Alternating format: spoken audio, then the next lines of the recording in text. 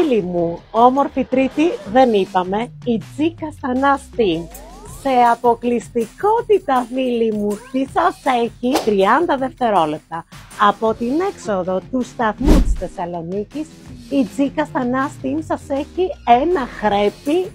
Δεν σας λέω τίποτα, πάμε να το δούμε. Θέλω να είστε προσεκτικοί έτσι, να τα δείτε όλα. Πάμε. Φοβερό, φωτεινό. Κάτι μερεμέτια μικρά χρειάζονται, όπως βλέπετε. Και δεν έχετε δει ακόμη την πίσω πλευρά του ακινήτου, γιατί είναι και δύο μέρες. Μπαλκονάρα πίσω, δεν το συζητάμε. Ελάτε, ελάτε.